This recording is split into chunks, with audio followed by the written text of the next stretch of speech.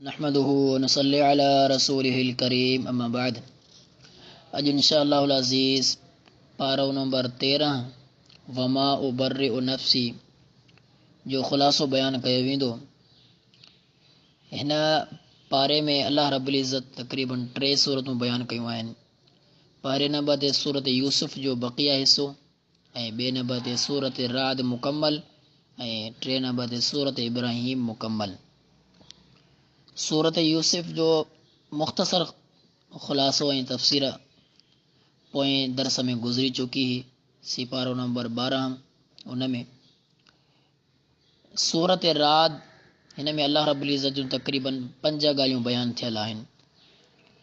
सूरत राद में सभ खां पहिरियां अल्लाह रब्बुल इज़्ज़त क़ुरान मजीद जी हक़ानियत बयान कई, हरूफ़ मुक़त्तआत जेके भी क़ुरान में आहिनि, ऐं अहिड़ी तरह हिते भी अल्लाह रब्बुल इज़्ज़त हरूफ़ मुक़त्तआत सां इब्तिदा कई, हक़ानियत साबित कई। ऐं ॿिए नंबर ते तौहीद आहे, ऐं 3 नंबर ते क़यामत जो ज़िक्र आहे, 4 नंबर ते रिसालत आहे, ऐं 5 नंबर ते मुत्तक़ीन जूं अल्लाह सुब्हानहु व तआला 8 सिफ़तूं बयान कयूं, ऐं बदबख़्त माण्हू जो अल्लाह रब्बुल इज़्ज़त तक़रीबन 3 अलामतूं बयान कयूं। त मुख़्तसर जी तफ़सीर पेश कंदो हलां। सभ खां पहिरियां क़ुरान मजीद जी हक़ानियत, जहिड़ी तरह हरूफ़ मुक़त्तआत जी ॻाल्हि आउं पहिरियां करे चुको आहियां। हरूफ़ मुक़त्तआत जे ज़रिए अल्लाह रब्बुल इज़्ज़त क़ुरान मजीद खे हक़ हुजणु साबित कयो त क़ुरान सच आहे, हक़ आहे, ऐं क़ुरान जे अंदरि को बि शक न आहे। ऐं अहिड़ीअ तरह ॿिए नंबर ते तौहीद आहे। तौहीद में अल्लाह रब्बुल इज़्ज़त आसमाननि, ज़मीन, सिज, चंड, राति ऐं ॾींहुं, ऐं पहाड़ ऐं नहरियूं, ऐं अहिड़ीअ तरह मुख़्तलिफ़ रंग, ज़ाइका, ख़ुशबू वग़ैरह सभिनी जा काफ़ी नाला वठी करे अल्लाह रब्बुल इज़्ज़त आख़िर में ॿुधायो त इन्हनि खे मूं पैदा कयो आहे। यानी अल्लाह ताला ही इन तमामु अशिया खे बि पैदा कयो आहे, तमामु माण्हुनि खे पैदा कयो आहे।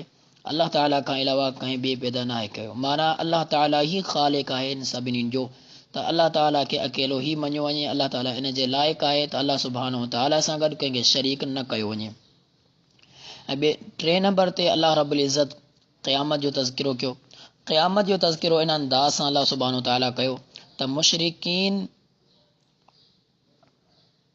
मुशरिकीन खे तअजुब थींदो आहे इन ॻाल्हि ते त अल्लाह रब्बुल इज़्ज़त हिकिड़ो माण्हू फ़ौत थी वियो ऐं उहो बिल्कुलु माना हिकु हॾियूं थी वियो, ख़तमु रसीद थी वियो, बिल्कुलु रेज़ा रेज़ा थी वियो। लेकिन अल्लाह ताला जेको माण्हू बिल्कुलु ख़तमु थियल आहे, ॻरी वियूं आहिनि बिल्कुलु हॾियूं, अल्लाह ताला इन खे कीअं ज़िंदा कंदो? त अल्लाह ताला इन मुशरिकनि जे इन जेको नज़रियो आहे इन खे मुकमल तौर ते रद्द कयो त इंसानु फ़ौत थी वञे ऐं हू मुकमल ॻरी वञे, लेकिन अल्लाह ताला उन खे जीअं पहिरियां पैदा करण ते क़ादिर हुयो त अल्लाह ताला वापसि उन खे उथारे करे उन ई सूरत में अल्लाह ताला सवालात करे त इन ते बि अल्लाह सुब्हानहु व तआला क़ादिर आहे। अहिड़ी तरह 4 नंबर ते रिसालत जो तज़किरो आहे। रिसालत जे बारे में मुख़्तसर ॻाल्हि इहा आहे त हर क़ौम जे लाइ अल्लाह ताला को न को ज़रूरु रहनुमा मोकिलियो आहे। यानी हर क़ौम ॾे नबी, हर क़ौम ॾे पैगम्बर वग़ैरह ज़रूरु मोकिलियो आहे। इहा ई वजह आहे त रिसालत लाज़मी आहे। रिसालत खां बग़ैर इंसान खे अल्लाह ताला ख़िताब ई नाहे कयो। ऐं 5 नंबर ते अल्लाह रब्बुल इज़्ज़त मुत्तक़ीन जूं 8 सिफ़ातूं बयान कयूं। उहे मुख़्तसर बयान कंदो हलां। सभ खां पहिरीं सिफ़त त मुत्तक़ीन वफ़ादारी कंदा आहिनि। मुत्तक़ीन जे अंदरि बेवफ़ाई नाहे हूंदी। जंहिं शरीयत इस्लाम जो मसइलो हुजे या दुनियावी मामिलो जंहिंमें हिकु इंसान जी मसलियत आहे, उन में मुत्तक़ीन वफ़ादारी कंदा आहिनि। 2 नंबर ते मुत्तक़ीन सिला रहमी कंदा आहिनि। इहो न आहे त क़ता रहमी कनि, बल्कि सिला रहमी कंदा आहिनि। केरु नाराज़ थी वञे उनखां वञी करे बि माफ़ी वठी करे सलाह रहमी कंदा आहिनि। ऐं 3 नंबर ते अल्लाह रब्बुल इज़्ज़त जो ख़ौफ़ मुत्तक़ीन जे अंदरि हूंदो आहे। ऐं 4 नंबर ते आख़िरत जो बि ख़ौफ़ मुत्तक़ीन जे अंदरि हूंदो आहे त आख़िरत में असांजो हिसाब किताब कीअं थींदो।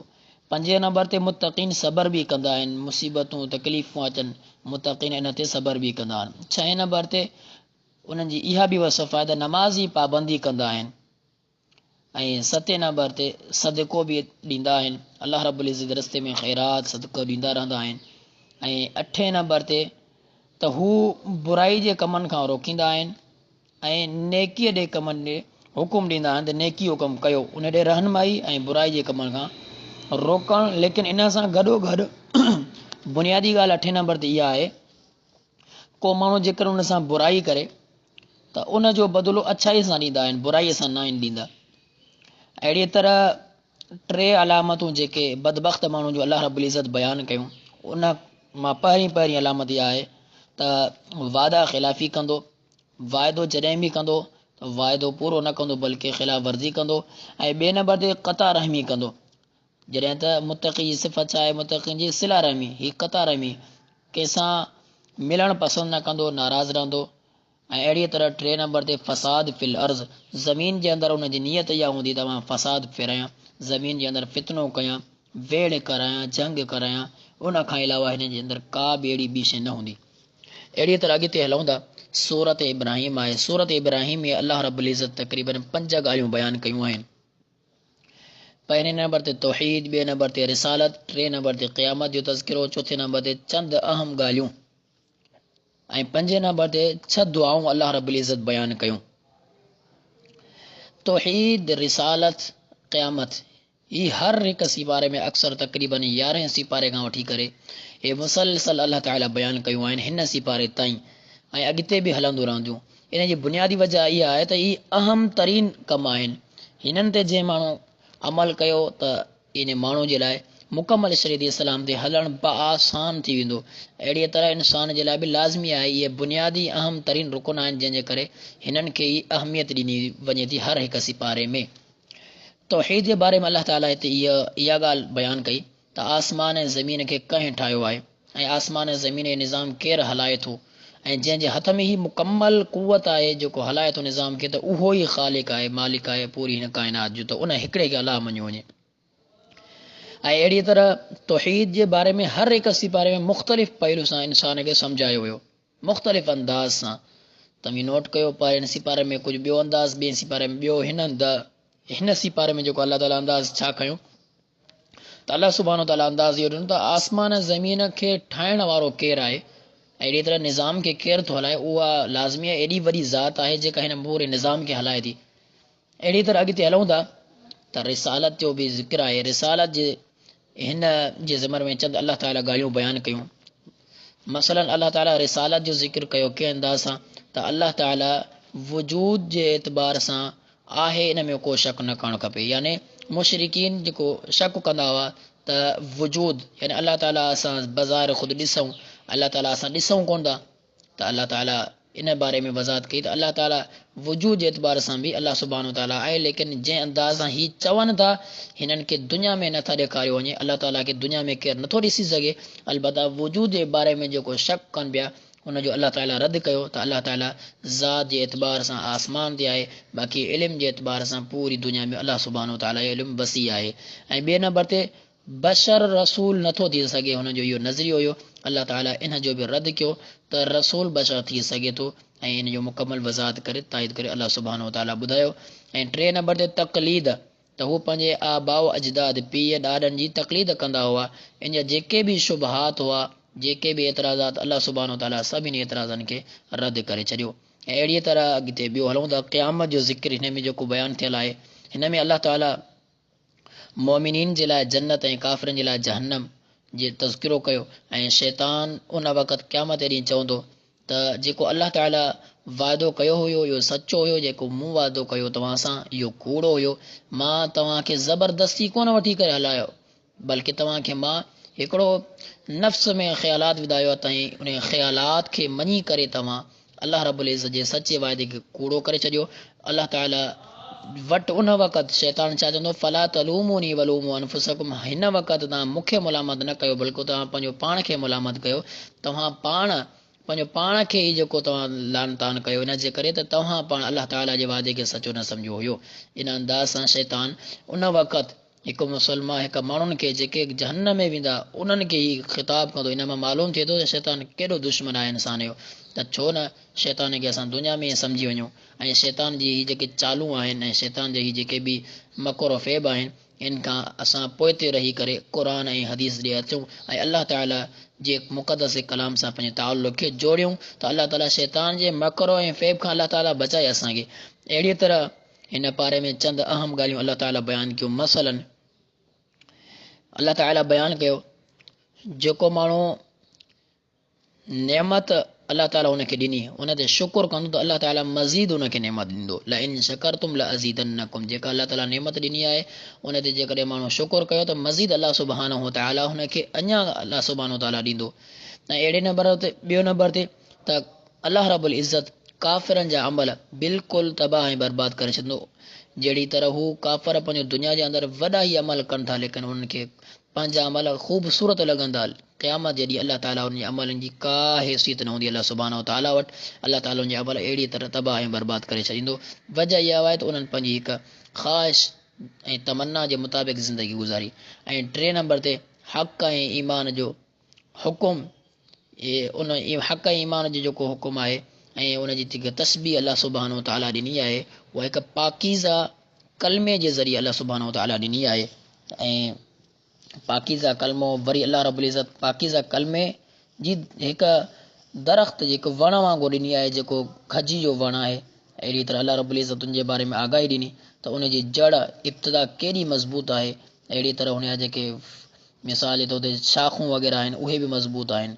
त मोमिन बि अहिड़ी अंदाज़ सां मज़बूत हूंदो आहे जॾहिं त बिल्कुलु इन जे बरअक्स जेकॾहिं मोमिन न हुजे त उनजी इब्तिदा जड़ बि मज़बूत न आहे हूंदी ऐं अहिड़ी तरह उन जी शाख़ूं बि मज़बूत न हूंदियूं आहिनि। त अलाह सुब्हानहु व तआला हिते कलमा जी बि वज़ाहत कई। यकीनी इहा ॻाल्हि आहे त अलाह ताला बहितरीन इहा मिसाल बयानु करे ॿुधाए थो त मोमिन हमेशह मज़बूत ईमान वारो हूंदो आहे। इन जो जेको ख़ुलासो आहे पूरी हिन मिसाल जो।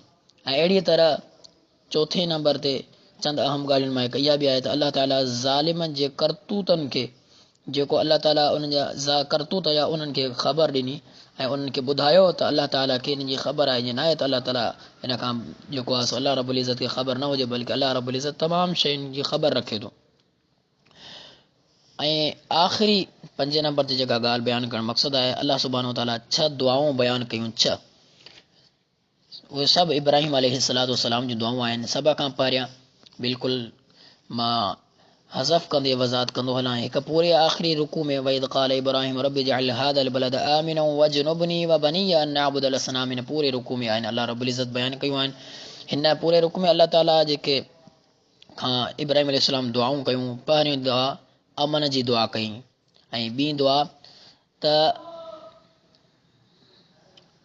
बुत परस्ती खां हिफ़ाज़त, त बुत परस्ती खां मुंहिंजे औलाद जी हिफ़ाज़त कर। ऐं टीं दुआ इक़ामत सलाह, त मुंहिंजी घरवारी ऐं नमाज़ क़ाइमु कंदी रहे, नमाज़ खां गाफ़िल न रहे।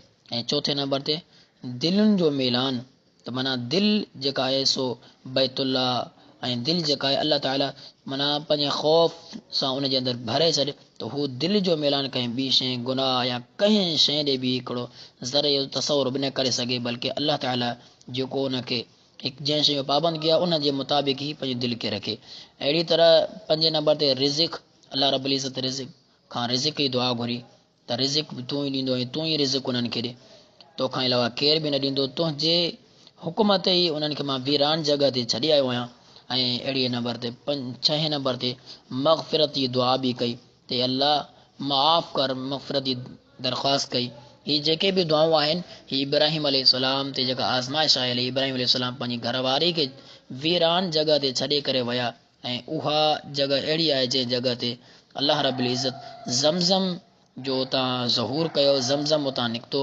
जंहिं जॻह ते रहंदा जंहिं जॻह ते इब्राहिम अलैहिस्सलाम पंहिंजी घरवारी खे छॾे आया उहो ई ज़मज़म अॼु ताईं अलाह रब्बुल इज़्ज़त जे फज़ल सां हले पियो ऐं उन ई ज़मज़म खां पूरी सऊदी अरब में बि उतां ई वञे थो पाणी। इहा ई वजह आहे इब्राहिम अलैहिस्सलाम ते आज़माइश आई ऐं उहा ई आज़माइश उहा ई ज़मज़म जेका अलाह ताला उन वक़्तु ज़ाहिर कई ऐं अॼु ताईं उन ते हले थी पई। अलाह रब्बुल इज़्ज़त खां दुआ आहे अलाह सुब्हानहु व तआला ही जेके चंद ॻाल्हियूं असांजे लाइ हिन पारे पूरे में बयानु कयूं आहिनि हिन तमामु ॻाल्हियुनि खां सही माने में तमामु ॻाल्हियुनि खे सम्झणु इन खां बाद इन्हनि ते अमल करण जी तौफ़ीक़ अता फ़रमाए। व आख़िर दावाना अनिल हम्दुलिल्लाहि रब्बिल आलमीन।